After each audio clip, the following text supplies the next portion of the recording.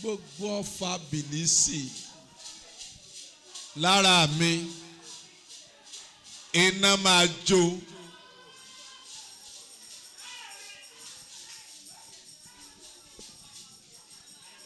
Gbogbo ọfà bìlísì lára mi iná máa jó dànù. Lakaya basatada barakatelia baskadaya basotaria. Lakaya basapana masotalia kaliba sakada badua. Jésù Olúwa wa. Ẹ̀yin wá gbàdúrà fún pásítọ̀. Ẹ̀rí ńlá lẹ́rìí wọn yẹn. Èmi ò tiẹ̀ mọ̀ pé ó le tó báyẹn nígbà wọ́n sọ. Ṣùgbọ́n ẹ jẹ́ á gbàdúrà pé kógun yẹn tó kí Sátánì tó gbé ogun yẹn dìde. Ẹ̀mí mímọ́ ti rí síwájú. Ẹ̀mí mímọ́ ti kì wọ́n nílọ̀. Ẹ̀mí mímọ́ tí Sátánì fẹ́ lu ọmọ yẹn fún. Ẹ̀mí mímọ́ Ọlọ́run dẹ̀ ti bọ́ sójú iṣẹ́. Torí ọmọ tí wọ́n sọ àkọ́bí wọn ni. Àkọ́bí lọ́kùnrin ká sọ pé àkọ́bí lọ́kùnrin, praise the living Jesus. So a ti wá gbọ́ bẹ́ẹ̀ bá dẹ̀rọ ọmọ nísìnyí ẹ̀sìn bí bá sọ pọ̀ jáde lẹ́nu ni. Ṣùgbọ́n ẹ gbàdúrà fún wọn. Agbára àjèjì tó fẹ́ wọlé wọn tó fẹ́ wọnú ìdílé wọn láti wá ṣiṣẹ́ ìdìbàjẹ́. Ẹ̀mí mímọ́ ó yá gbé wọn dè. Ẹ gbàdúrà. Rakata balaba sataria. Agbára ìbọ̀dè tó fẹ́ wọlé tó fẹ́ lo ọmọ fún yín tàbí tó fẹ́ lò yín fún ọmọ. Ọlọ́run kó gbé agbára náà dè. Lórúkọ Jésù. Ogun kó má ṣe borí yín. Kó má ṣe borí ọmọ. Kó má ṣe borí ilé yín. Kí ilé yín má ṣe jóná. Kẹ́ ẹ má ṣe fún ọmọ lépè. Kọ́ má ṣe yájú sí yín. Jésù Olúwa wa. Wòlíì kan ni mo gbọ́ báyẹn. Àwọn bàbá lórí òkè yẹn ni ọmọ rẹ̀ ṣe tí ò dáa. Wọ́n ní ló bá ní àbúwọ̀ ọmọ yẹn ya dìdìrín ni. Lẹ́sẹ̀kẹsẹ̀ ọmọ yẹn ya dìdìrín. Wọ́n ló gbàdúrà sí kò gbọ́ mọ́. A gbàdúrà fún yín sà. Idà tí Olúwa fi lé yín lọ́wọ́ ẹ̀ ní fi sá ọmọ. Ilé yín ò ní jóná. Òkùnkùn tó síjú sí yín lára ẹ̀mí mímọ́ kó pa wọ́n run. Ògo ni fún Ọlọ́run lókè ọ̀run. Ìhun tẹ́ wá ń jẹ́rìí lé lórí yẹn ogun tó Olúwa ṣẹ́ ogun náà ò ní gbérí o. Inú àwọn kan ìbá dùn pélé rẹ ti jó dànù. Pé yóò tiẹ̀ kọ́kọ́ padà sílé mi rẹ́ǹtì náà. Inú àwọn kan ìbá dùn. Ṣùgbọ́n Ọlọ́run kò gbà kí ọ̀tá ó yọ ayọ̀ ṣẹ́gun lórí yín. Ọlọ́run gba ọpẹ́ wa. Ògo ni fún orúkọ rẹ. Jésù Olúwa wa. Hallelujah. Kìí ṣe gbogbo èèyàn nínú wọn dùn sí wa. Ìlàkọjá àwọn ikọ̀ náà nìyẹn. Èrè lálẹ́ rí yín o. Praise the living Jesus. Kẹ́kọ̀ọ́ sálọ máa dúpẹ́ náà ni. Àwa náà dẹ̀ máa gbàdúrà fún yín fún ọmọ. Praise the living Jesus. Amen. Àdúrà náà la ó gbà títí 3:30 ẹ lè tètè lọ fara lélẹ̀. Isaiah chapter 10 verse 27. Orí kan ló ń dádé, orí kan ló ń jọba, orí mi máa jìyà mọ́ òun dìde kó lọ dádé. Yóò sì ṣe ní ọjọ́ náà, a ó gbé ẹrù rẹ̀ kúrò ní èjìká rẹ̀ àti àjàgà rẹ̀ kúrò ní ọrùn rẹ̀. A ó sì bà àjàgà náà jẹ́ nítorí ìfàmì òróró yàn pípọ̀, nítorí ọ̀rá pípọ̀. Hallelujah. And the yoke shall be destroyed because of the anointing. Nígbà tí àwọn olórin wa ń kọrin lọ, Olúwa ṣí wọn lójú, wọ́n rí i pé wọ́n ń da òróró lé ẹnìkọ̀ọ̀kan lórí. Ìlànà fi ṣe mí fún àwọn ọ̀pọ̀lọpọ̀ tí wọn ò mọ̀ agbára tó ń bẹ nínú kíyàn máa ṣe déédéé níwájú Ọlọ́run. Kò sí, ó lè mi ò pèrú ọmọ Jákọ́bù láti wá mi lásán. Kò sí ìpàdé kí ìpàdé tí a bá pè. Even gan kò sẹ́ nídìí kí ìran jáde pé àbí ká fẹ́ ṣe special program. Níwọ̀n ìgbà tí a bá ti kóra wa japọ̀ ní orúkọ Olúwa, wàláhì Ọlọ́run ti wà níbẹ̀. Ẹlòmíì ọmọjọ́ tọ́lọ́run ó da òróró lé lórí. Ọlọ́run ẹlòmíì ti wá ti pẹ́ kò mọjọ́ tọ́lọ́run ti specifically láti bẹ̀wò. Ọjọ́ tọ́kàn wò pé jẹ́ ń sinmi díẹ̀, jẹ́ ń rest díẹ̀ lónìí. Ṣé bó tún wà lọ́sẹ̀ tí ń bọ̀? Ṣé bí program mi tún wà? Gbogbo program pátá ló ní ètò. Ó ní Bíbélì fi sọ pé ohun rere kan kì í fà sẹ́yìn lọ́dọ̀ àwọn tó ń ṣe déédéé, constant, perpetually. Tẹ́ bá ń sọ̀rọ̀ nípa ìfàmì òróró yàn, nǹkan tó le koko, ìfàmì òróró yàn máa ń jẹ́ kó rọrùn. Tí ẹ́ńjìnì ìgbà míì àwọn balọ́ọ̀kì tá ń lò yẹn, mo rántí balọ́ọ̀kì tí ó jò ń pa mẹ́ yẹn, ìgbà tó le tó difficult láti gbà á da òróró sí i. Òróró yẹn jẹ́ kí kinní yẹn padà máa ṣí easily. So tí òróró àwọn nǹkan mẹ́gbẹ́ ẹlòmíì gbé ìgbé ayé agbára káká. Bíbélì sọ nínú Iṣẹ́ Àpọ́stélì, ó ní lẹ́yìn agbára káká àwa sì dé èbúté yíyanjú. Àwọn kan bẹ tó gbé ń fi agbára káká ṣe. Ṣùgbọ́n tí anointing agbára Olúwa bá darapọ̀ mọ́, á wá bẹ́ẹ̀ sí ní rọrùn. Àwọn èèyàn máa wò pé báwo ló ṣe ń ṣe tiẹ̀. Ìrọ̀rùn ló ń bá dé nítorí pé agbára Ọlọ́run ti darapọ̀ mọ́ ni, kì í ṣe mímọ̀ ṣe. Tí ẹ bá wo Isaiah 10:27 níbi tí a kà yẹn, ó ní yóò sì ṣe, a ó gbé ẹrù rẹ̀ kúrò lọ́rùn rẹ̀. Ẹrù tí ọ̀run ti wú àwọn èèyàn sà. Àjàgà bẹ lọ́rùn àwọn èèyàn. Àwọn èèyàn ṣiṣẹ́ bí aago, wọ́n ṣiṣẹ́ bí erin, wọ́n dẹ̀ ń jẹ̀jẹ̀ lírí. Àwọn èèyàn làkàkà. Àwọn ẹlòmíì fẹ́ ṣiṣẹ́ kò ríṣẹ́, ẹlòmíì tó wá ń ṣiṣẹ́ kò yọ nǹkan kan. Ṣùgbọ́n Bíbélì wí pé a ó bà àjàgà náà jẹ́ nítorí ìfàmì òróró yàn pípọ̀, nítorí ọ̀rá púpọ̀. English Bible ní because of the anointing. Tí anointing bá ti dé sínú ayé èèyàn, tí ẹ̀mí mímọ́ bá ti dé sínú ayé èèyàn, in tó lé ó máa mú kó rọrùn. Tí ẹ bá wò kó tó di ọjọ́ Pentecost, àwọn àpòstélì máa ń bẹ̀rù. Ẹ̀rù máa ń bà wọ́n láti wàásù níwájú àwọn Júù. Wọ́n máa ń lọ sá ni. Ṣùgbọ́n nígbà tí ẹ̀mí máa ń sọ̀kalẹ̀ bí ẹ̀la iná, tí ẹ̀mí máa bà lé wọn, tó da òróró lé wọn lórí, Bíbélì ni wọ́n fi ìgboyà wàásù ìrere Kristi. Àwọn tí ń bẹ̀rù tẹ́lẹ̀, àwọn tó lọ ń sá pamọ́ tẹ́lẹ̀, wọ́n fi ìgboyà wàásù, wọ́n gbé arọ dìde, wọ́n lé àwọn ẹ̀mí èṣù jáde lára àwọn èèyàn. Débi pé àwọn tó wá mú wọn gan, wọ́n kíyèsára káwọn èèyàn máa lọ sọ wọ́n lókùúta pa pé àwọn tó ń gbàdúrà fún wa, àwọn tó ń wò wá sàn lẹ́fẹ̀ẹ́ lọ tì mọ́lé.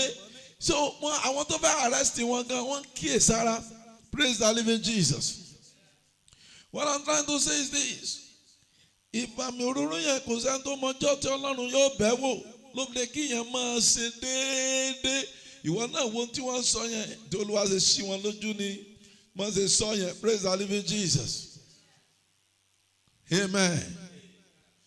Ìwọ náà wo òróró tí Olúwa ti dà sí ọ lórí nítorí pé o wà nínú ìpàdé yìí. Ó lẹ́lòmíì káàkiri orí òkè sí, ẹlòmíì wà lórí àpáta ń sìn, tó gbà at the end of the day tó ṣe gbórí gbígbẹ lọ náà ló gbórí gbígbẹ bọ̀. Ṣùgbọ́n ẹlòmíì ọmọ gbọ́dọ̀ lọ́ máa bẹ̀ wò ní Genesis 27 verse 40. Genesis chapter 27 verse 40. Nípa idà rẹ ni ìwọ máa gbé, ìwọ sì máa sin arákùnrin rẹ. Yóò ṣe nígbà tí ìwọ bá di alágbára tán, ìwọ ó já àjàgà rẹ̀ kúrò lọ́rùn rẹ. Nípa idà rẹ ni ìwọ sì máa gbé, ìwọ sì máa sin arákùnrin rẹ. Ọ̀pọ̀lọpọ̀ ló ń sìnrú, ọ̀pọ̀lọpọ̀ ló ń sin arákùnrin wọn. Hallelujah, praise the living Jesus. Sọ fún àwọn èèyàn wa mí ní last week náà ni mo ní ẹ wo òpópónà kan bẹ ládùúgbò yìí, ẹ má gbàbẹ̀ mọ́. Olúwa ṣí mi lójú. Wọ́n ti sàmì síbi kan tó yẹ pé bẹ́ẹ̀ bá ti ń gbàbẹ̀ lọ tẹ́ ń gbàbẹ̀ bọ̀ náà sì máa lo àìsìkì yín, wọ́n máa gba àìsìkì lára yín. So kí ni mo tọ́ láti sọ? Àwọn òkùnkùn ayé nìyẹn, àwọn alágbára ayé nìyẹn. Tí ò bá sí anointing tó máa tú àṣírí yẹn, tí ò bá sí anointing, tí ò bá sí ẹ̀mí mọ́, irú àṣírí bẹ́ẹ̀ ò lè tú nígbà tó ka ọmọ bẹ́ẹ̀, nígbà tó jẹ́ pé ojú tẹ́lómi ni ojú mọ́kànlùgì ni wà ẹlòmí á sin ẹgbẹ́ ẹ̀ tá a fi kú ni.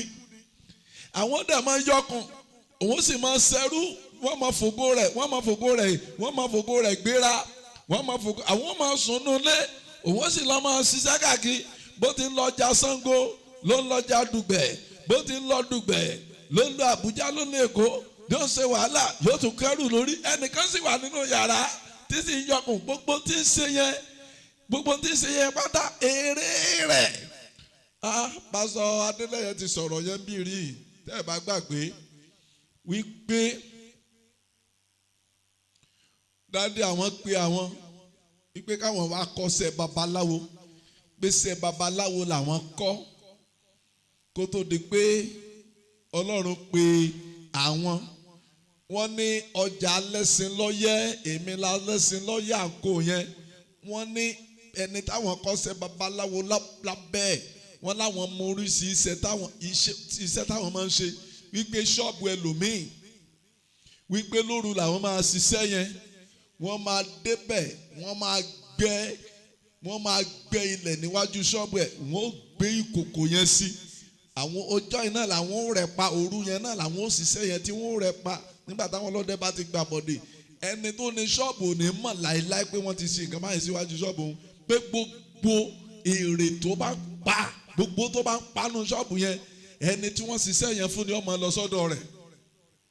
Wọ́n sọ níbí, èmi náà dẹ̀ sọ ń bí, mo ní èèyàn mi kan Muslim Comfort ní báràkì ló ń gbélé aláàjì kan ní báràkì. So ìyàwó ẹ̀ wá sọ fún ọjọ́ kan wípé ẹ̀mí mímọ́ sọ fún òun wípé omi iléèwé àwọn tó jẹ́ tẹ́nàntì iléèwé táwọn ti ń wẹ̀, ibi omi iléèwé àwọn níbi tó ń sàn lọ, wípé ẹ̀mí mímọ́ sọ fún òun wípé wọ́n rí ìkòkò kan mọ́lẹ̀ ẹ̀bẹ̀. Ọkọ ní òun kan sọ fún pé ẹ̀yin ẹlẹ́mìí ẹ tún dé o. Ó níjọ́ kejì àbíjọ́ kẹta lòun bá ní kóun tiẹ̀ lọ gbẹ́lẹ̀ ẹ̀bẹ̀ lóòótọ́. Òun dẹ̀ ń gbẹ́ ilẹ̀, òun dẹ̀ kan ìkòkò yẹn. Na bàbá onílé, tẹ́ bá dẹ̀ rí bàbá yẹn, tẹ́ bá dẹ̀ rí alájí dáńsọ yìí, ẹ lè mọ̀ pé kankan ń bẹ lọ́wọ́ ẹ bá wọ níkà bá wà sọ rísìírísìí ládùúgbò báyìí, ó sì kọ́lé káàkiri. Ó kọ́ sí ẹ̀, ó ní kọ́lé káàkiri, ó ti pa àwọn tẹ́nàtì sílé. Na ọ̀pọ̀lọpọ̀ náà ti lo ìgbà wọn mọ́gbà, òun wá abájọ. Tẹ́ bá wo gbogbo bísínẹ́sì, àwọn aláìgbàgbọ́ yẹn ló kún bẹ́ẹ̀, àwọn ló make decision pé iye báyìí la máa tajà. Tẹ́ bá wo olúmọ́níyà yìí lásán, tẹ́ bá kó kìrìsìtẹ́nì jọ àtàwọn aláìgbàgbọ́ yìí jọ, àwọn wo ló jẹ́ láńlọ́ọ̀dù jù? Àwọn aláìgbàgbọ́ yìí ni àwọn ló nílé jù. Pásítọ̀ kan sọ pé ìjọ tóun mọ̀ yìí pé àwọn pípù yìí wọ́n kọ́lé ju àwọn kìrìsìtẹ́nì lọ. Ìgbà táwọn wá ibi táwọn ó lò fún chọ́ọ̀chì táwọn ń wálé, tẹ́ bá débì aláìgbàgbọ́ ni, ẹlẹ́mẹ́ bá débì kèfèrí, tẹ́ bá débì wọn ò wá rí kìrìsìtẹ́nì kankan tó jẹ́ láńlọ́ọ̀dù tó lóun fẹ́ fi rí pé àwọn pípù yìí náà àwọn ní tó bá débì àwọn ló kọ́lé bí, àwọn ló kọ́lé bí, ṣé kìrìsìtẹ́nì kankan ò kọ́lé ni? Tẹ́mbàdé sọ yìí pé ibi tá a fẹ́ gbà yìí, ọ̀lù kékeré tá a fẹ́ gbà yìí, chọ́ọ̀chì ló fẹ́ lò. Bó bá jẹ́ pé tó bá jẹ́ 50,000 ni wọ́n ń gbé lẹ̀tẹ́lẹ̀ tó gbà tó ti pé church yẹn wọ́n lè ní 150,000. Kí ló dé? Ebi church ni ìgbà wo lẹ́ fi pawó rẹ̀? Ìgbà wo lẹ́ fi pawó rẹ̀? Tẹ́ bá ti dọ́gbọ́n sí ní sí táwọn èèyàn ń yá wá. Praise the living Jesus. Ẹ wá wò ó ní Bíbélì fi sọ nínú ìwé oníwàásù pé òun rí ibi kan lábí òrùn, ó ní àrùn búburú sì ní eléyìí, òun rí ọmọ ọba ó ń fẹsẹ̀ rìn, ẹrú sì wà lórí ẹṣin, ẹrú sì wà lórí ẹṣin. Àwọn ló ń gun mọ́tò, jákèmọ́ tí ẹ̀ rí kan, jákèmọ́ tí ẹ̀ ń lọ mọ́ ní aláìpẹ́ mi ní eléyìí náà wà nù mọ́tò, èmi fẹsẹ̀ rìn títì, ṣé eléyìí ló yẹ ọmọ fẹsẹ̀ rìn ní àbí mi? Praise the Lord. Amen. We need to pray. Error ni. Bíbélì ní àṣìṣe ńlá ni. Error is error. Ọ̀rẹ́ mi kan, ó lọ kí ẹnìkan nílé mìrẹ́ǹtì, àwọn aláìgbàgbọ́ náà ló kọ́ bẹ́ẹ̀. Àdó kan wà ní àtẹ̀rígbà ilé yẹn tí ẹni yẹn gbé kọ́ sẹ́nu ọ̀nà. Ṣé bó sì jẹ́ pé láńlọ́ọ̀dù ò bá wọn gbé bẹ̀ yẹn o, ò bá wọn gbé nu ilé yẹn o. Ó ní jọ́kọ̀ òun kàn wọnú ilé yẹn nínú kan bí òun kò sẹ́ni ẹ̀ka ń bẹ́ o. Ó lóun sì náwó sí àdó yẹn, òun dẹ̀ sọ ìfèdèfọ̀ sára rẹ̀. Òun fèdèfọ̀ sí àdó. Nígbà tó di ọjọ́ kejì, bàbá tó láńlọ́ọ̀dù tó kọ́lé yẹn, ó sì ti ilé tó ń gbé wá, ó sì wá mú àdó yẹn kú mẹ́. Ibẹ̀ lọ́pọ̀lọpọ̀ tẹ́lẹ̀ tó rẹ́ǹtì lé abẹ́bẹ̀ náà wọ́n máa dà kọjá, wọ́n máa lọ, wọ́n máa bọ̀. Àdẹ̀ni kí wọ́n gbàdúrà, wọ́n láwọn fẹ́ sinmi, ó fẹ́ rẹra. Hallelujah. Ó ní ṣùgbọ́n nígbà tí ẹ̀mí mímọ́ bá sọ̀kalẹ̀, ogun yẹn á ṣẹ́. Ó ní nípa idà rẹ ni ìwọ máa gbé, ìwọ máa sin arákùnrin rẹ, ṣùgbọ́n nígbà tí ìwọ bá di alágbára tán, ìgbà náà ló ṣí àjàgà rẹ̀ kúrò lọ́rùn rẹ. Ó nílò láti di alágbára. Ìfàmì òróró yàn ni ó sọ ẹ́ di alágbára. Ibi tó ti ń tajà, ó mọ iye àwọn tí ń bọ́ sorogún bẹ́ẹ̀. Àwọn kan bẹ tẹ́ pé bíi kí mọ́tò ọ̀pá ọ̀kìlẹ̀ tó mọ́ ni. Àwọn aláìgbàgbọ́ tó wà mẹ́ ọmọ ẹlòmíì ń bẹ lórí odó ní ìsìn tó jókòó kalẹ̀ títí tí aago méje ó fi lù wọ́n ní ọ̀gbọ́dọ̀ dìde, kò dẹ̀ ní dìde. Ìwọ ní ìsìn tá a bá ti kọjá tó bá ti ń lọ bí fún ọba ló ti mọ palẹ̀ bá jẹ mọ́. Bí mo fẹ́ lọ sùn, àwọn tí ní ayé ẹ lára ò sì sùn, ogun ayé èrè ò dẹ̀ sùn, oorun tó dẹ̀ ti sùn láti jọ́ yìí náà. Tiwa ò ní ta. A lọ fẹ́ lọ gbàdúrà. 1 John chapter 2. Ẹsẹ̀ Bíbélì kan ṣoṣo tó kù tí mo fẹ́ kà nìyẹn. Torí bí tí wọ́n sọ yẹn, ìní wọ́n sọ pé àwọn rí yẹn ló jẹ́ kí n ṣiṣẹ́ lọ sí area yẹn. Ẹ má dẹ̀ gbàgbé that trick ní last week. Fight for your destiny. Jà fún àyànmọ́ rẹ.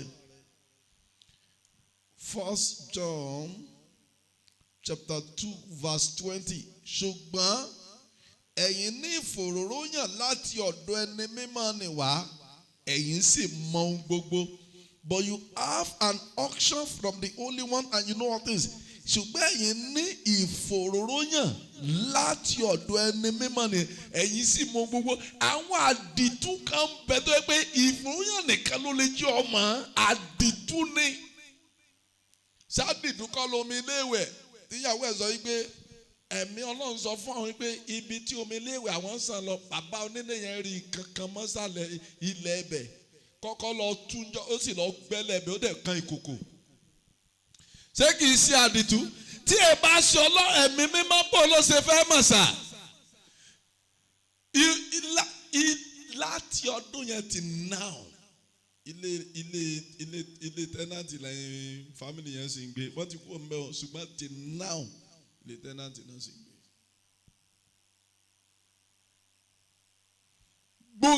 dún in tó yẹ kó o fi jẹ́ èèyàn láyé tí wọ́n ti gbà lọ Olúwa dá padà fún ọ. Ẹ wá sọ fún Ọlọ́run, Olúwa bà àṣàsí jẹ́ lára mi. Àṣàsí, ẹ̀fún àti èdì Olúwa dáná sun nínú ayé mi. Ẹ gbàdúrà bẹ́ẹ̀.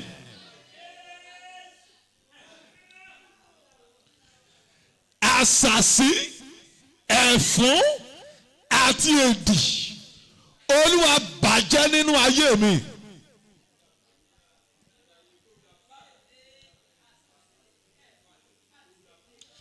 Lakai basapa no sotora kata reketeliba yakata lemaskada banwa.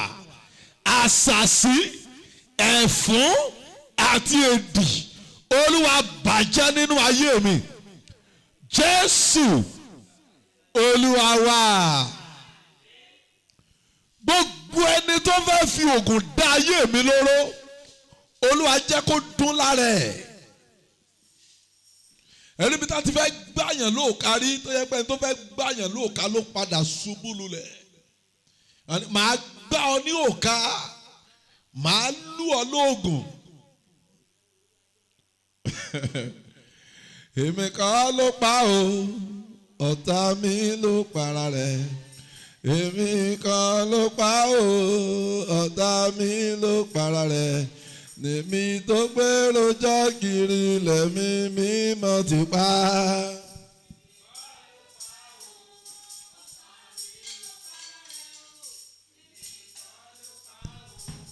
Ọ̀tá mi ló para rẹ̀. Ibi tó ti rojọ́ kiri lẹ́mí mímọ́ ti pa. Èmi kọ́ ló pa o, ọ̀tá mi ló para rẹ̀. Èmi kọ́ ló pa o, ọ̀tá mi ló para rẹ̀. Ibi tó gbé rojọ́ kiri lẹ́mí mímọ́ ti pa. Èmi kọ́ ló pa o, ọ̀tá mi ló para rẹ̀. Àdúrà ló máa ń gbà yẹn. Èmi kọ́ ló pa o, Ìmásà káàtà ní àbàbà. ibi tó ti rojọ́ kiri lẹ́mí mímọ́ ti pa. Èmi kọ́ ló pa o, ọ̀tá mi ló para rẹ̀. Èmi kọ́ ló pa o, ọ̀tá mi ló para rẹ̀. Èmi tó gbé rojọ́ kiri lẹ́mí mímọ́ ti pa. Èmi kọ́ ló pa o, ọ̀tá mi ló para rẹ̀. Màkáyà bó soto rẹ̀ wá. Màlí kàtàkàtàkàtà. Níbi tó ń gbé rojọ́ kiri lẹ́mí mímọ́ ti pa. Èmi tó gbé rojọ́ kiri lẹ́mí mímọ́ ti pa. Níbi tó ń gbé rojọ́ kiri lẹ́mí mímọ́ ti pa. Èmi tó gbé rojọ́ kiri lẹ́mí mímọ́ ti pa. Ibi tó gbé rojọ́ kiri lẹ́mí mímọ́ ti pa. Èmi tó gbé rojọ́ kiri lẹ́mí mímọ́ ti pa o. Ibi tó gbé rojọ́ kiri lẹ́mí mímọ́ ti pa. Jésù Olúwa wa. Àmín. Ẹni tó fẹ́ lù mí lóògùn. Ọwọ́ tí ọ̀gẹ̀dẹ̀ bá gbé ara ẹ̀ níbi lù. Gbogbo ẹnikẹ́ni tó fẹ́ ṣe mí ní ibi. Olúwa jẹ́ ó fi ibi yẹn ṣera ẹ̀ gbàdúrà.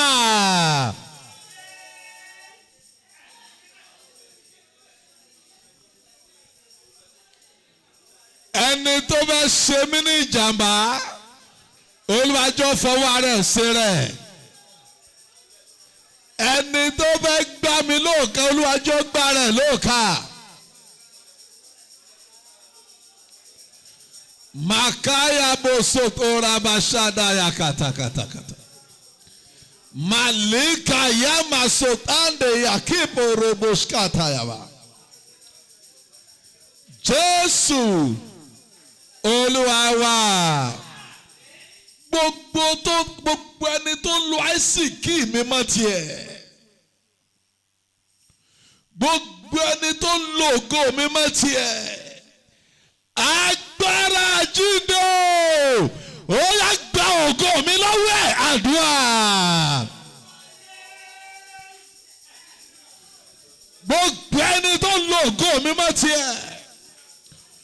Gbogbo àsìkí mi má tiẹ̀ agbára jíǹde ó yá gba ògo mi padà fún mi rakabalababo sotarabalabalabalabalaba rakatalababa sataraba yekete masata lekata yamosotorobo shakata yabababa rakataliaba shakata yabababa marukatalima sakanda yabababa rekatalima sakamo sotora bashakata ya rakele badoda na kikaraba de yamasakata kata Eligagada yababoro kokodaga telia basakata ya rakola kindaya akadaili akashanda ya baba Jésù Olúwa wa. Ẹ gbàdúrà yìí pẹ̀lú ìtara gbogbo òjò lágbógo ẹni mi 12 ló wà ládùúgbò yìí a ti pa 8. Praise the living Jesus. Gbogbo àwọn tó kù àwa náà là á pa wọ́n. Ẹni tí ó kú ló máa kú. Praise the living Jesus. Gbàdé ìgbà gbé ma lọ káyọ̀ mọ́lẹ̀. Bọ̀sálẹ̀ wa bó bá sọ. Praise the living Jesus. Wọ́n bẹ́ẹ̀ lé bàbá rẹ̀, wọ́n bẹ́ẹ̀ lé bàbá mi. Gbogbo rí bí ẹ ti wo fíìmù òjòlárí tó ṣe máa ń gbé ẹyin mi. Mo fẹ́ kẹ́ gbàdúrà gbogbo òjòlá agbógomi ilé bàbá mi ló wà ní tàbí ilé ìyá mi tàbí agbègbè tí mo gbé lórúkọ Jésù ó yá gbé dànù àdúrà.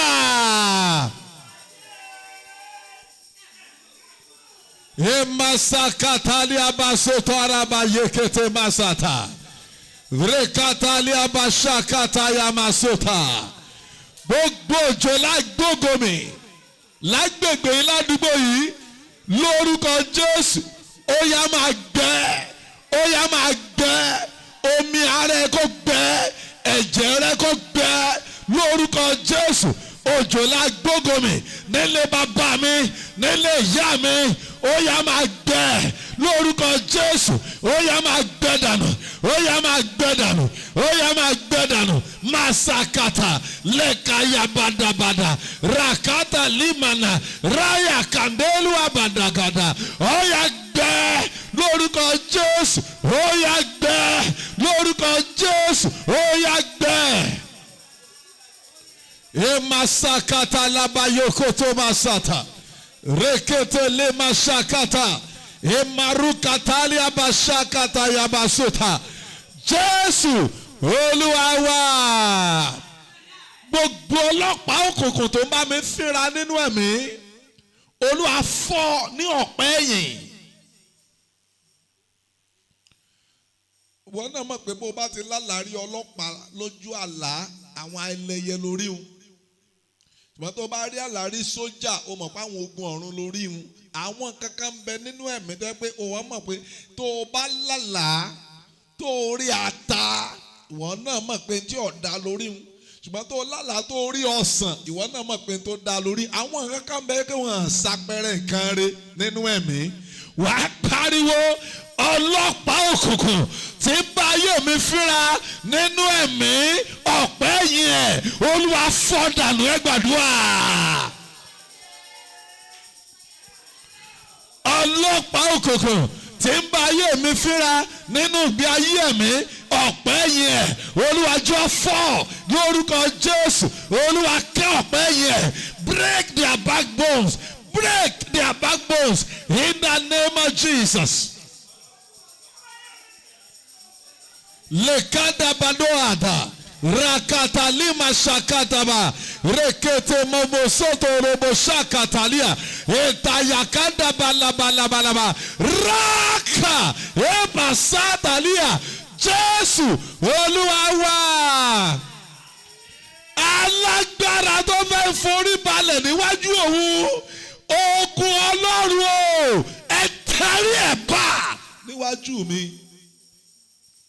Mo fẹ́ kó gbàdúrà yẹn dáadáa.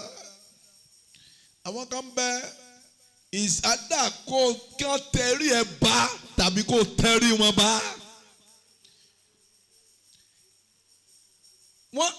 Àwọn àjẹ́ ní characteristics kan. Àwọn tó ní ẹ̀mí àjẹ́ lára wọ́n ní ẹ̀mí burúkú kan. Ibi tán bá lọ báyìí wọ́n fẹ́ máa ń dominate ni wọ́n fẹ́ máa ń jẹ gàba. Tí anointing inú rí ọba kápá wọn, wọ́n tẹrí ẹ bá. Tí anointing bá sọ̀ bá kápá wọ́n tẹrí ẹ bá. Àwọn ni wọ́n máa yàn lé lọ́wọ́ pé ẹ jókòó síbẹ̀ yẹn. Ẹ sọ fún Ọlọ́run alààyè. Gbogbo agbára wọn ló fẹ́ kí n forí balẹ̀ níwájú òun. Ẹ̀mí mímọ́ ó yá tẹrí ẹ̀ bá, ó yá gbàdúrà rẹ̀. Lẹ́kàn ìmọ̀ sàtàyàbà. Agbára wo nílé bàbá mi, agbára wo nílé ìyá mi tó fẹ́ kí n forí balẹ̀ níwájú òun. Ẹ̀yin ogun Ọlọ́run o, ẹ tẹrí ẹ̀ bá, ẹ tẹrí ẹ̀ bá lórúkọ Jésù, ẹ tẹrí ẹ̀ bá. Elakayaba sataria. Ẹ̀mí mímọ́ o, yekete masapanasea, lekete masakata, emano masakele boshakata. Ẹ̀mí mímọ́ o, ó yá tẹrí ẹ̀ bá, ó yá tẹrí ẹ̀ bá.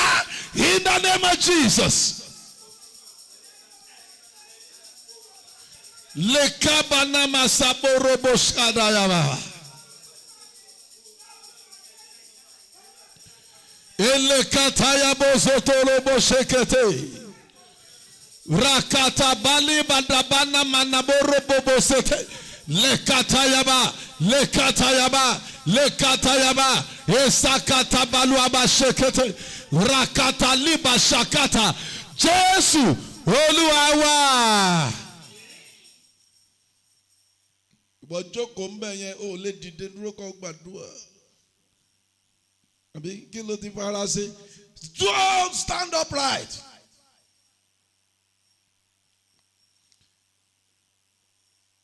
Kò yẹ kẹ́yìn ọ̀dọ́ máa ṣe sìmẹ̀sìmẹ̀ nínú àdúrà. Má fẹ́ yìí tó gírí. Ó lè fò. Hallelujah. Gbogbo òrìṣà lè bá bá yín tó fẹ́ tẹ̀rí yín bá, àrà yóò sá pàdánù.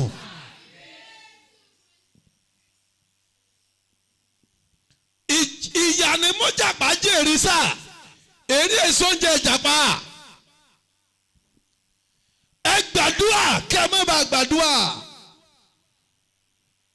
Ilé ológun làwa ti wá, àwa lọ́mọ alágbà. Abúlé wa wà ńbẹ̀ yẹn alágbà. Tó bá dé alábàtà sọ pé òun lọ sí alágbà. Bàbá wa ni wọ́n máa ń kì, wọ́n ní láyé. Bàbá Tálíàtù ọ̀jápẹ́ ní gọ̀ọ́sọ̀ ògùn.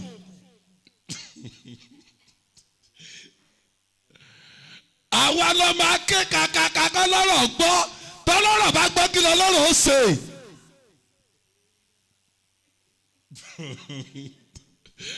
Tẹ́lẹ̀ mi bá ti ní títí ilé bàbá mi bá gùn mí, ẹ̀mí burúkú ló fẹ́ gùn ọ̀hún. Ẹ̀kẹ́ eégún ilé bàbá mi tó ń lé mi lójú àlá, Olúwa sá lọ́gbẹ́ ikú àdúrà. Eégún ilé bàbá mi tó ń lé mi lójú ọ̀run, eégún ilé bàbá mi tó ń lé mi lójú àlá. Ẹ̀mí mímọ́ ó yá sá ní ọgbẹ́ ikú in the name of Jesus. Lekaya basota yaba lekete masataria. Rekete linda rayaka boro bosete de. Rakai katai masakanda ya likada rayaka bana satoria. Eledende ya kenda ya basataria.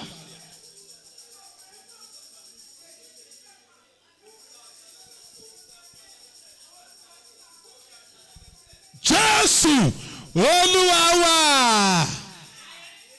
Ẹ̀yin kan ẹnìkan bẹ níbí Olúwa lè ń struggle lálàá yín ò dẹ̀ yọ àwọn ọ̀rọ̀ yín wá dàbí adìẹ tí ń làágùn ṣùgbọ́n tí ìyẹ́ ò jẹ́ kíyàn mọ̀ ẹ pariwo agbára tó ní kí n máa ṣe àṣedànù Olúwa gbà ní àgbáwọlẹ̀ ó yẹ gbàdúrà bẹ́ẹ̀.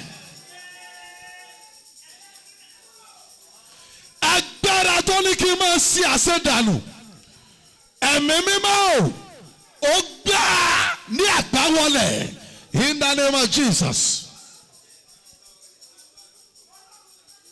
Agbára tó ní làálàá mi ò ní yọ agbára tó ní kí n máa ṣe àṣedànù Ọlọ́run gbà ní àgbáwọlẹ̀. Makeba nasa umria kataria basaka badwa. Yes, yes, yes, yes, yes, yes, yes, yes, yes, yes, yes, yes, yes, yes. Olúwa gbà wọlẹ̀.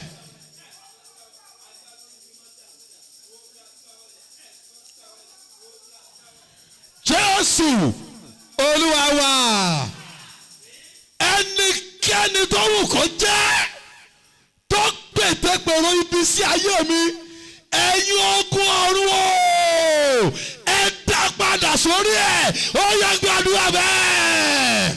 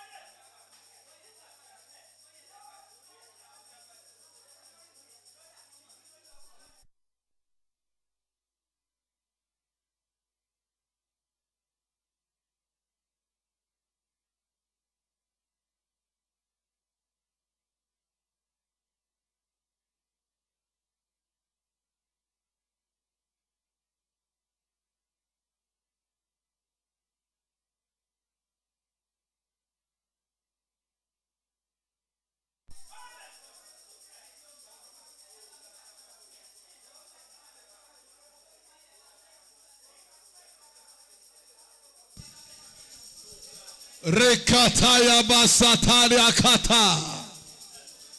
Lekaya basotaria bashekete masataria. Ẹni tó pètèpèrò ibi lé mi lórí. Ọlọ́run dá padà sórí ẹ̀.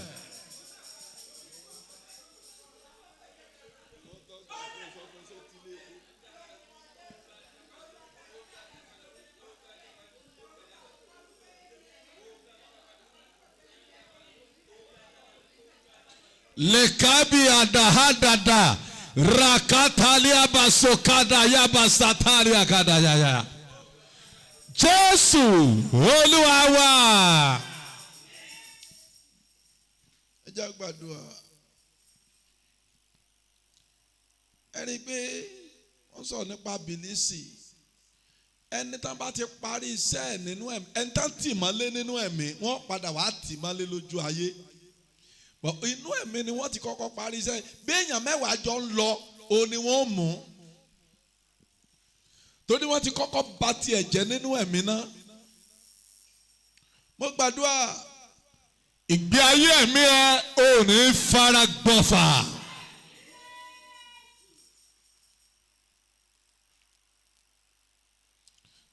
ẹ gbàdúrà mẹ́ta yìí a gbàdúrà fún Nàìjíríà dẹ̀ sórí ọ̀fẹ́. Bẹ́ẹ̀ sá jẹ́ ká sáré gbà á. Olúwa dá sí ọ̀rọ̀ orílẹ̀-èdè yìí. Gbogbo agbára sòdì sí Kristi nílùú yìí. Olúwa tẹrí ẹ̀ bá ẹ gbàdúrà bẹ́ẹ̀. Ọlọ́run dá sí ọ̀rọ̀ orílẹ̀-èdè yìí. Agbára sòdì sí Kristi. Ẹ̀mí mímọ́ tẹrí ẹ̀ bá. Ẹ̀mí mímọ́ tẹrí ẹ̀ bá. Aruka daye bo sapana satori kalabi adado. Rakadiba. Rekete makula kadia babasota nanea. Rekete kaluko konda dakiki. Rekoko bidi adadi alaga dabi adwa. Jésù Olúwa wa. Ìjọba Ọ̀yọ́ state Olúwa má jẹ́ ó dojúrú, ẹ gbàdúrà bẹ́ẹ̀. Ìjọba Ọ̀yọ́ state Ọlọ́run má jẹ́ ó dojúrú. Àwọn aláṣẹ tuntun Ọlọ́run má jẹ́ ó dojúrú. Ọlọ́run gbàkóso. Jésù Olúwa wa. Agbègbè tí ẹnìkọ̀ọ̀kan wá ti wá, ẹ̀jẹ̀ Jésù yabẹ̀ sí mímọ́. Gbogbo ìbọ̀dè nínú ilẹ̀ lójú òfurufú Olúwa kájọ́ náà, gbàdúrà bẹ́ẹ̀. Agbègbè yìí ẹ̀jẹ̀ Jésù yà sí mímọ́. Ìbọ̀dè nínú ilẹ̀ lójú òfurufú lórí ilẹ̀, ẹ̀mí mímọ́ kájọ́ náà in the name of Jesus. Rekatali abasanda yaba. Jésù Olúwa wa. Àdúrà àkọ́kọ́ nínú mẹ́ta tó kàn, Olúwa bá sí ọ̀tá mi jẹ́.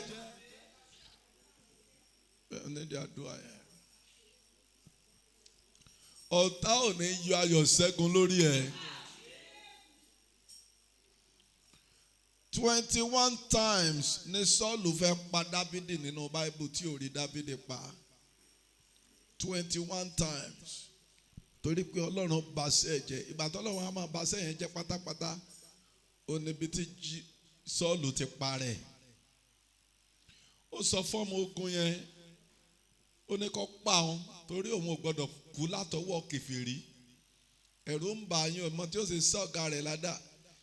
Sọ́ọ̀lù sì sùn lé idà, Sọ́ọ̀lù parẹ́. Ṣùgbọ́n ọmọ Amẹ́líkì kan tó orí ẹ̀ ti burú, ó wá gbé orí Sọ́ọ̀lù, ó sì lọ gbé bá Dáfídì. Ó ní mo ti bọ́ ọ pa ọ̀tá rẹ̀. Dáfídì ní ibo ló ti wá, ó lọ́mọ Amẹ́líkì ni. Iná kèfèrí ó pa odidi ọba Ísírẹ́lì. Ayé ẹ bàjẹ́, ó pamọ́ rẹ̀. Olórí burúkú ká ló pa o. Ó fẹ́ gba yìí lọ́dọ̀ Dáfídì ni o. Wèrè fòrò ẹnu kó bá rẹ̀. Dáfídì ní káwọn ọmọ ogun wọn pàdánù. Ìtí mọ̀ mọ́ ni pé Olúwa bá sí ọ̀tá rẹ̀ jẹ́ lọ́jọ́ tí Sọ́ọ̀lù parẹ́. Kí Sọ́ọ̀lù tó parẹ́, ó lépa ẹ̀mí Dáfídì títí tó fi kú ni. Gbogbo ẹni tó lépa ẹ̀mí ẹ títí tí ó fi kú lórúkọ Jésù kò ní rí ọmú. Olúwa bá sí ọ̀tá mi jẹ́, ó yẹ gbàdúrà bẹ́ẹ̀. Ọlọ́run bá sí ọ̀tá mi jẹ́.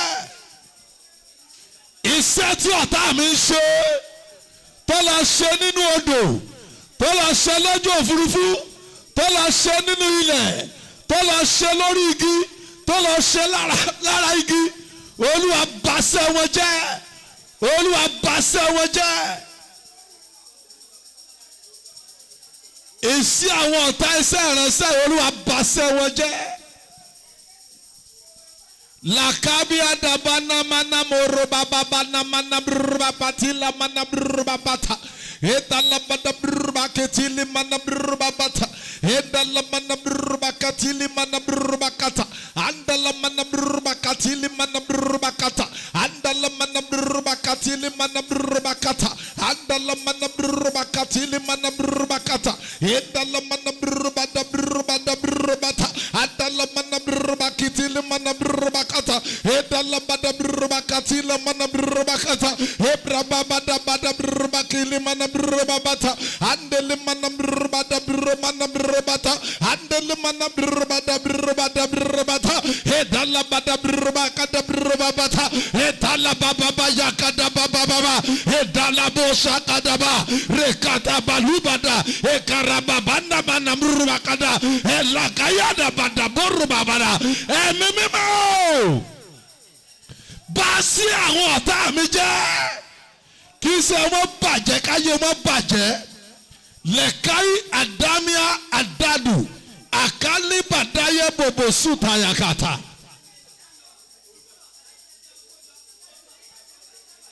Yes.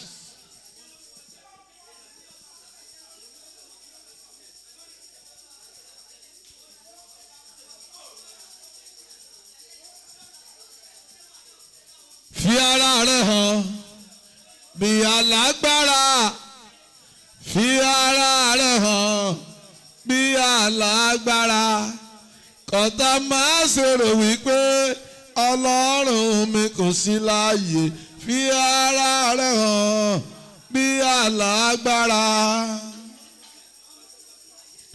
fi ara rẹ̀ hàn bí alágbára fi ara rẹ̀ hàn bí alágbára kọ́tà máa ṣe rò wípé Ọlọ́run mi kò sí láàyè fi ara rẹ̀ hàn bí alágbára.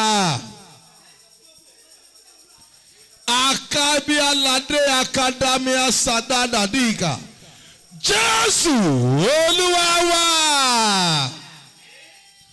Àdúrà kejì, Olúwa fún mi ní àṣẹ ìjẹgàba. Àṣẹ ìjẹgàba. In Genesis 1:26, only God created the man in his image after his likeness. And verse 28, and God blessed them and said, let them have dominion. Ọlọ́run sọ pé let me have dominion. Ó ní jẹ́ kí wọ́n jọba. Ọlọ́run sọ pé jẹ́ kí n jọba. Àwọn ló wí. Ó ní jẹ́ kí wọ́n jọba lórí ẹja òkun, lórí ilẹ̀. Ọlọ́run sọ pé jẹ́ n jọba lórí ẹja òkun, jẹ́ n jọba lórí ilẹ̀. Only let them have dominion. Olúwa sọ pé let me have dominion. Ìwọ ni Olúwa sọ pé have dominion. Jẹ́ gàba lé wọn lórí. Ìwọ ni Ọlọ́run fún ní àṣẹ ìjẹgàba. Gbogbo nǹkan lọ́wọ́ wa ni wọ́n máa jọba lé lórí, wọn á fẹ́ máa jọba lórí ẹ̀. Torí 500 naira wọ́n wá ń yẹ̀yẹ́ ẹ̀. Torí 500 naira wọ́n ń yẹ̀yẹ́ níbi táwọn kan ti ń ná 200,000 nílé súyà táǹkà lọ fi ṣe fàájì lásán tá fi jẹ súyà 200,000 naira náà ti ń yẹ̀yẹ́ tiẹ̀ because of ordinary 500 naira. Tó o bá dáwọ́ mi padà yìí fi ọ́ sẹ̀sìn èlò ló jẹ́ 500 naira.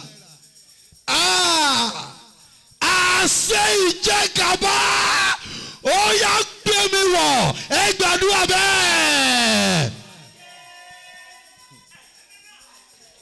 Àṣẹ ìjẹgàba ó yá gbé mi wọ̀. Yes.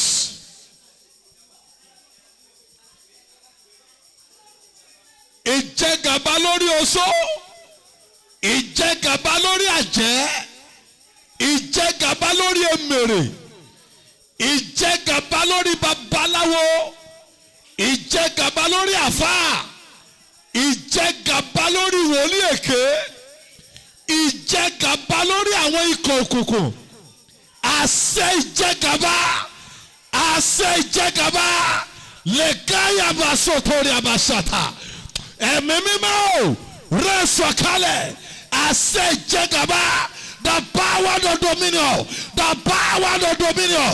Àṣẹ ìjẹgàba, the power, the power, the power, the power, the power of dominion. Àṣẹ ìjẹgàba, àṣẹ ìjẹgàba. Ó yá wọnú mi lọ lórúkọ Jésù, lórúkọ Jésù, lórúkọ Jésù. Masakataba, rekataliaba, rayaka, osakani, olariaka panoso. Ajá àṣẹ ìjẹgàba lórí owó, àṣẹ ìjẹgàba lórúkọ Jésù. Karabada bobo satalia, rakale bobo shakata baba. Yes, yes. Agbára ìjẹgàba. Ó ní mo fún yín ní agbára àti àṣẹ lórí ejò àti àkekèé àti lórí gbogbo ẹ̀mí èṣù. Màkéde yé mo sotalia. Àṣẹ ìjẹgàba màlídà yakadabatua lè kó bobo satalia.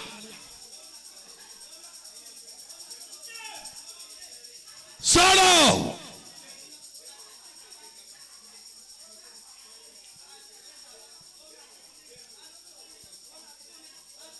Lekemo odada kitalia basanda yaba. Jésù Olúwa wa. Jésù agbára wa. ẹ gbàdúrà kan tó kù, agbára tí ò ṣe é rí fín Olúwa jọ̀ọ́ wọnú mi lọ. Ìgbà tí mo wà lÉkòó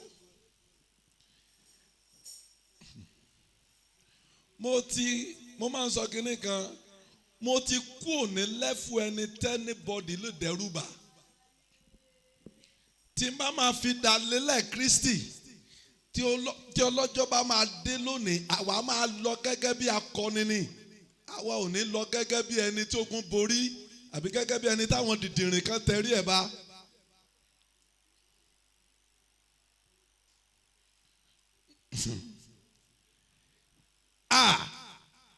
Àwọn kan ti wà láyé bí aláìsísà, àṣẹ tí ò ṣe é rí fín.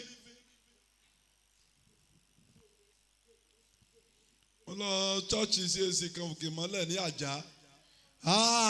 Wọ́n ní wọ́n fẹ́ gbòòrò lónìí o,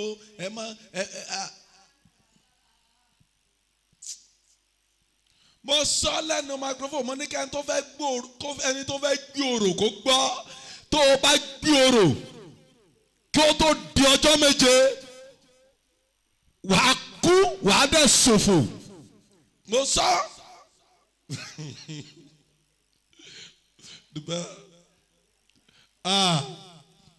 A wà ní chọ́ọ̀chì kan ní 2005 ní Grace Assembly. Wọ́n ní wọ́n ṣe sóòrù ń chọ́ọ̀chì o, àwọn OPC ya wèrè gan bẹ̀.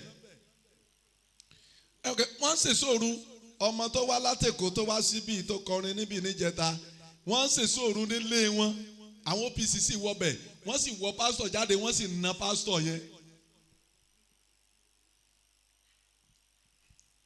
Táàmù yẹn náà làwa náà bá gbé sóòrù kalẹ̀ lọ́dọ̀ wa. Bàbá ẹ̀dà kan bàbá sì sóòrù báyìí, ìbẹ̀rù yóò ti dìde, yóò lọ síta, bóyá wọ́n ń bọ̀. Mo kàn sọ ní microphone, wọ́n ní a máa lo microphone, mo lá lo microphone. Mo ní ẹ gbọ́, tí OPC bá wọnú chọ́ọ̀chì yìí, wọ́n wà á ná anybody, tí ò bá kú lójú ẹsẹ̀, ajẹ́pọ́lọ́wọ́ ò pè wá.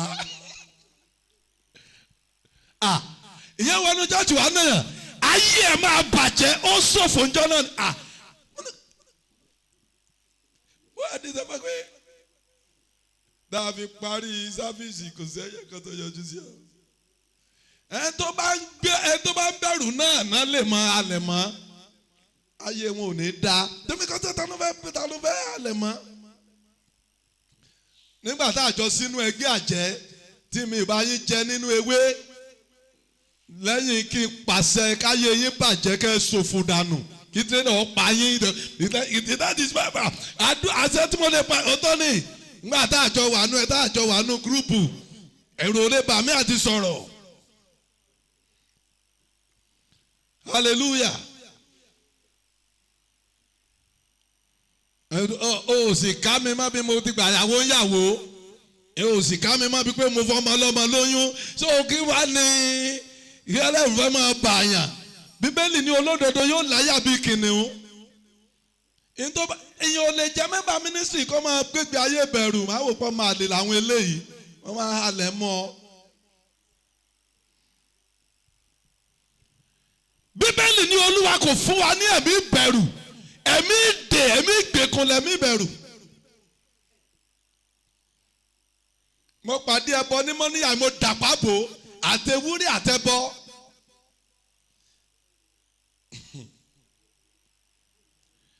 Béèrè fún àṣẹ tí o ṣe rí fín. A ní wèrè kan wá halẹ̀ mọ́ ládùúgbò. Wọ́n ní wòlíì ọba ní ká mú ọ wá. Ó láyé yín bàjẹ́ nìyẹn o. Ẹ mọ̀ ṣe jẹ́ tí ẹ̀mí bá ṣe ènìyàn Ọlọ́run, Èlíjà wípé kí iná kí ó sọ̀kalẹ̀ àti wọ́ àtàdọ́ta tó kó dání kí iná Olúwa jó yín. Bíbélì ní iná sì jó kalẹ̀, ó sì jó gbogbo wọn nù. Ọba yẹn tún rà another 51. Iná tún jó wọn rún ní wàá kó ṣẹ̀kẹ̀ṣẹ̀kẹ̀ lé Èlíjà lọ́wọ́. Nígbà bàbá Oyèlámì wà ní ayé, wọ́n náà fẹ́ gborí òkè Ìkòyí, àwọn sì fẹ́ gborí òkè Ìkòyí lọ́wọ́ ẹ̀wọ̀n. Wọ́n ní bàbá sọ̀kalẹ̀, ó ní ká gorí òkè wá bá wọn, ó ní tẹ́ ẹ̀ bá kú lójú ẹsẹ̀ kì í ṣe pọ́nlọ́ ló pé wọ́n àmọ́ ilé súnmọ́ ohun tí tó sọ̀kalẹ̀ fún rẹ̀ wọ́n ti gbàdúrà béèrè Ọlọ́run máa fún yàn hallelujah ẹni ká sọ wípé ó kù bí tó gbé gbà ọgbọ́n tó rí ẹ sọ pé alágbára tó ń lérí gbókù bí tí ń gbé gbà alágbára tó ń lérí alágbára tó ń lérí pé mo ní wọ́n gbé gbà torí pé mo gbàgbọ́ o alágbára dákẹ́jẹ́. tó ń lérí pé mo ní wọ́n gbé gbà. Alágbára tó ń lérí ẹ sọ̀rọ̀. pé mo ní wọ́n gbé gbà. Alágbára tó ń lérí pé mo ní wọ́n gbé gbà. Torí pé mo gbàgbọ́ o alágbára dákẹ́jẹ́. Torí pé mo gbàgbọ́ o alágbára dákẹ́jẹ́. Torí pé mo gbàgbọ́ o alágbára dákẹ́jẹ́. Torí pé mo gbàgbọ́ o alágbára dákẹ́jẹ́. Torí pé mo gbàgbọ́ o alágbára dákẹ́jẹ́. Torí pé mo gbàgbọ́ o alágbára dákẹ́jẹ́. Torí pé mo gbàgbọ́ o alágbára dákẹ́jẹ́. Alágbára dákẹ́jẹ́. Alágbára dákẹ́jẹ́. Alágbára dákẹ́jẹ́. Alágbára dákẹ́jẹ́. Alágbára dákẹ́jẹ́. Alágbára dákẹ́jẹ́. Alágbára asẹ́ni. Alágbára dákẹ́jẹ́. Eli kaya baba baba. Eye kadari abasada. Lekari mosotore mosada. Malina ya kada kada kada. Alágbára dákẹ́jẹ́. Alágbára dákẹ́jẹ́. Alágbára dákẹ́jẹ́. Rekemo sotore mosakata la bala bala. Rekata lima satori abashakata. Alágbára dákẹ́jẹ́. Alágbára dákẹ́jẹ́. Alágbára dákẹ́jẹ́. Jésù. Alágbára dákẹ́jẹ́. Olúwa. Alágbára dákẹ́jẹ́. Alágbára yẹ dákẹ́jẹ́ wọn tún fọhùn mọ́ láyé. Tani mò ń bá wí? Oh my God. Àní alágbára tó halẹ̀ mọ́, tó ń dúnkokò mọ́, ó dákẹ́jẹ́ lónìí kò tún fọhùn mọ́ lórílẹ̀‐èdè alààyè. Àṣẹ wọ́n ní èlíjọba wọ́n ní mú ta ni.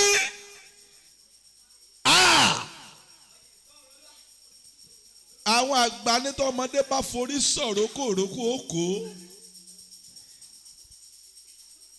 Ẹyin tó bá forí sọ àpáta fọ́ dànù ni.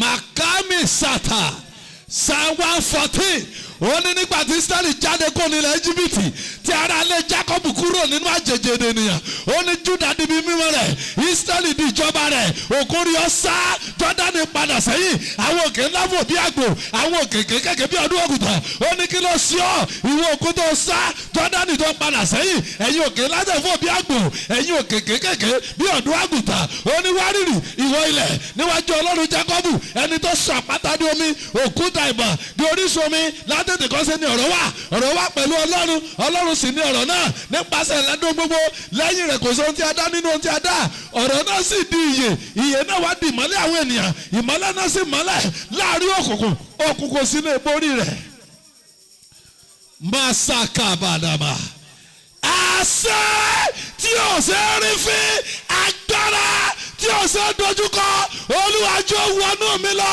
ó yá gbàdúrà. Mama sabala manabrobosa, edala badabroba basela badabrobosa, edala badabroba kitila badabrobosa, edala badabroba katila badabrobosa, edala badabroba bata, edala badabroba boso, adala bala badabroba baba, edala bala badabroba baba, edala bala badabroba baba, edala bala bala bala, repobosa de rebosida.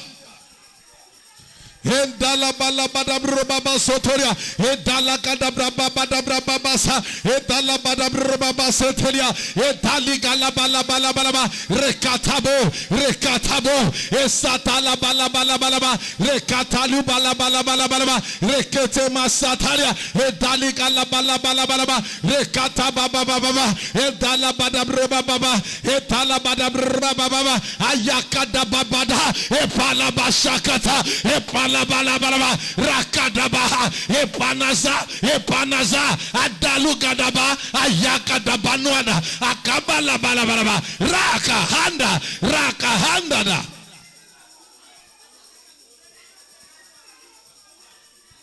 Jésù Olúwa wa. Gbàdúrà ìkó tó máa lọ lé yín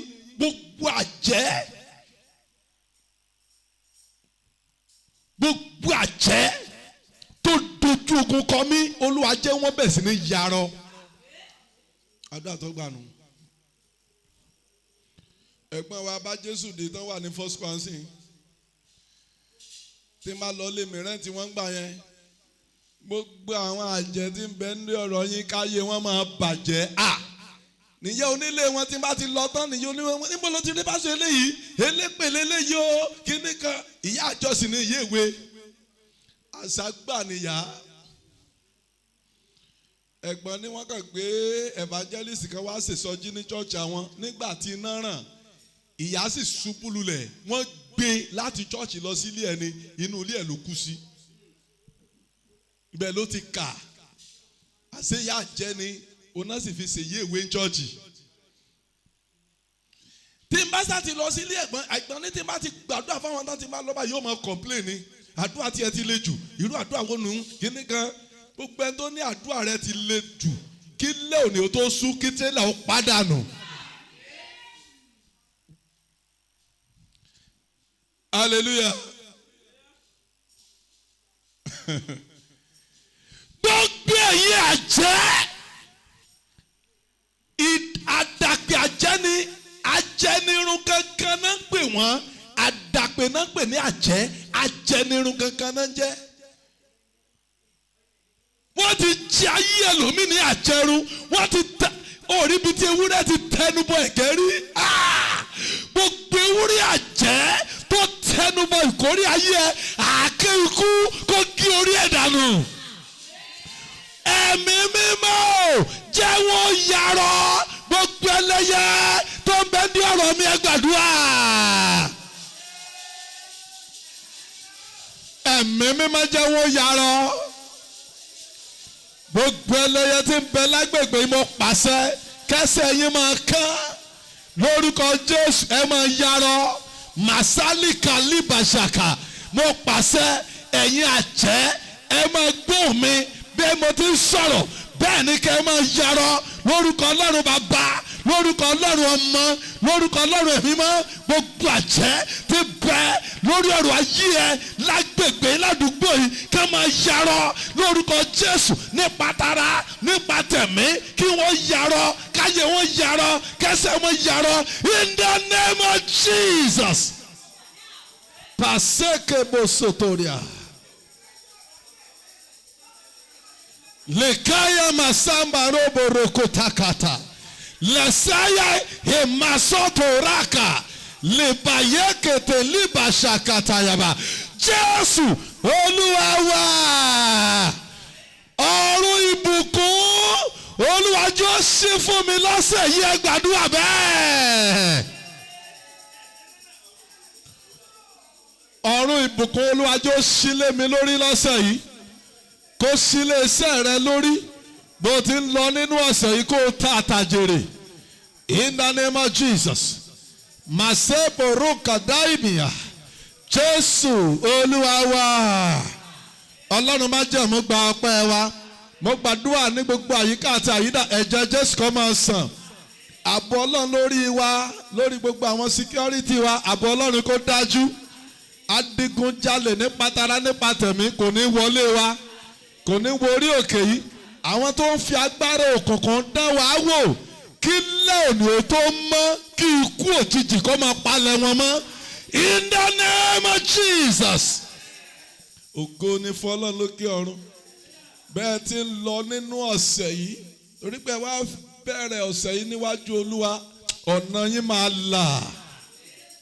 Ẹnìkan bẹ níbi owó ńlá tó tó owó lórúkọ Jésù kan fi sí ọ lóore láì ṣe pé wọ́n yá ọ eléyìí ṣe pé wọ́n yá ọ Màsáyà kábà ọ̀rọ̀ jáde àṣẹ́tẹ̀lé lórúkọ Bàbá Ọmọ àti Ẹ̀mí Mímọ́ ó yẹ gbà in the name of Jesus.